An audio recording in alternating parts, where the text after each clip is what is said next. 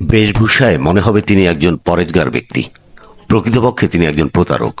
দীর্ঘদিন ধরে তিনি পাথরের ব্যবসার নামে মানুষের কাছ থেকে প্রতারণা করে টাকা আত্মসাৎ করে আসছেন। সম্প্রতি শহীদুল ইসলাম নামের এক ব্যবসায়ীর কাছ থেকে প্রায় 1.5 কোটি টাকার বেশি নিয়ে আত্মগোপনে চলে যাওয়ার পর এমন চাঞ্চল্যকর তথ্য বেরিয়ে এসেছে। বলছি সিলেট কোতোয়ালি থানা এলাকার আব্দুস সামাদ ওরফে কামাল মিয়ার ছেলে আবদুল্লাহ আবিরের কথা। বৃহস্পতিবার দুপুরে বাংলাদেশ ক্রাইম রিপোর্টার্স অ্যাসোসিয়েশন মিলনায়তনে আয়োজিত এক সংবাদ সম্মেলনে প্রতারক আবিরের প্রতারণার নানা ফিরিস্তি তুলে ধরেন ভুক্তভোগী শহীদুল ইসলাম। একজন পেশাদার প্রতারক, তার বিরুদ্ধে এলাকার অসংখ্য মানুষ টাকা পায়। বিভিন্ন মানুষের কাছ থেকে বিভিন্ন পাথরের ব্যবসার নামে করে কয়েক কোটি টাকা হাতিয়ে নিয়ে ঢাকা দিয়েছিলেন।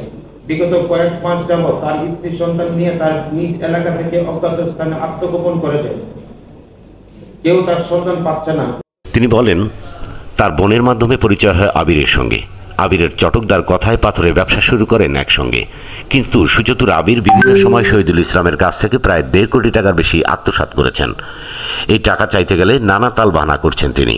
এমনকি শহীদুল ইসলামের বিরুদ্ধে গণমাধ্যমে বিভ্রান্তিমূলক তথ্য দিয়ে অপপ্রচার চালিয়েছেন। শহীদুল ইসলাম জানান, আবির একজন পেশাদার প্রতারক। তার বিরুদ্ধে এলাকার অসংখ্য মানুষ টাকা পায়। বিভিন্ন মানুষের কাছ থেকে তিনি পাথরের ব্যবসার নাম করে কয়েক কোটি টাকা হাতিয়ে নিয়ে গা টাকা দিয়েছেন।